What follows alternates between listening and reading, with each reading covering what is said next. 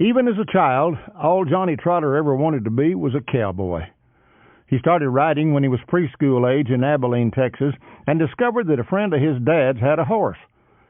Between first and second grade, his father, a well-known Methodist minister, moved the family to Dumas, Texas, and Johnny got his own horse. The cattle feeding industry was about to explode, and the small Texas panhandle town would soon become the #1 cattle feeding area in the country.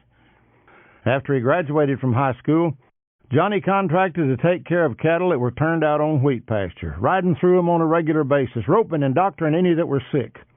Then he met cattleman, farmer, and seed producer Shirley Garrison.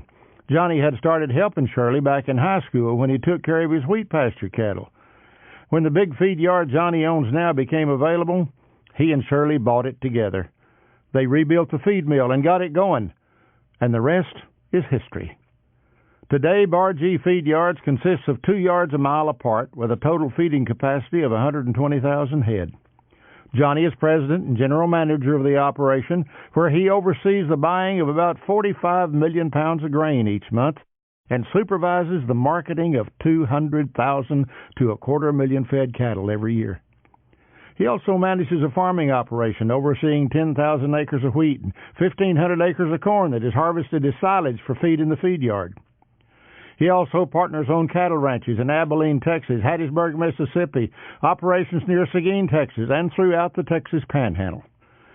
And outside the feed yard, you're likely to find Johnny roping or at the races, a proficient team roper, and is qualified for the World Series of Team Roping in Las Vegas the last 3 years. In 1998, Johnny and his wife Jana went to the All-American Futurity in Ruidoso, New Mexico. Well, Johnny started buying a few horses, but then came Royal and Ready, a son of Royal Quickdash, who turned out to be his first stakes winner. That same year, they bought a few more mares. All were good, but the star, true to her name, would be One Famous Lady. Johnny says she was all heart from the get-go. I always said that if we could get a colt out of her that had her heart, we'd have something. When Burnett Ranches syndicated the racehorse stallion Mr. Jess Perry, Johnny saw his opportunity. The following year, he bred her to Mr. Jess Perry and named the resulting foal One Famous Eagle. When he was a yearling, I told Glenn Blodgett that I was going to sell that colt, but I liked him and decided to run him. And Glenn told me that Burnett Ranches would be interested in partnering on him. I told Glenn that he wasn't for sale to anyone but them, and that I thought he was a good stud prospect, and I wanted him to come back there and stand.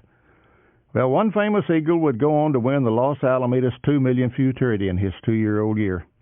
He would then win his next 5 races, including the Golden State and Los Alamitos Super Derbies, qualifying him for the Champion of Champions. When he retired from the track, he had earned almost $1.4 million and was the 2008 champion 3-year-old colt. From his very first year, he set a freshman sire earnings record, and included in that first foal crop was one Dashing Eagle, who was a 2012 world champion racehorse, champion 2-year-old, and champion 2-year-old colt, making One Famous Eagle the only freshman sire to sire an overall world champion. Johnny also owns Bodacious Dash, and he's our secret, have joined One Famous Eagle standing at the 4-6s Ranch.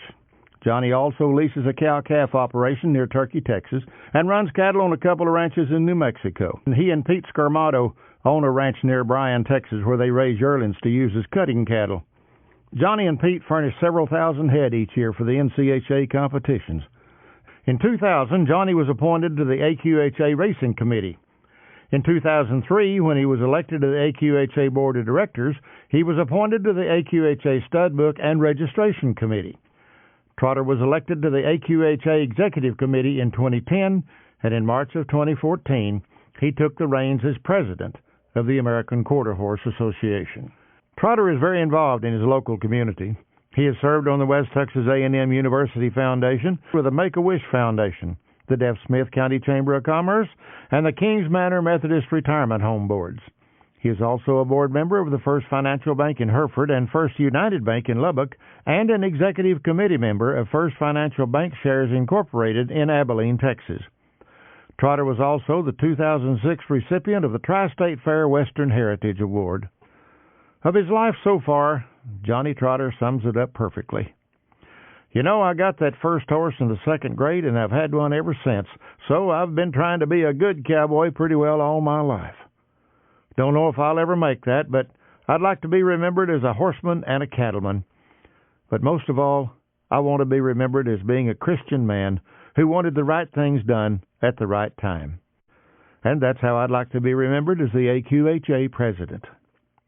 Ladies and gentlemen, help me welcome 2015 Texas Cowboy Hall of Fame inductee, my friend, Johnny Trotter.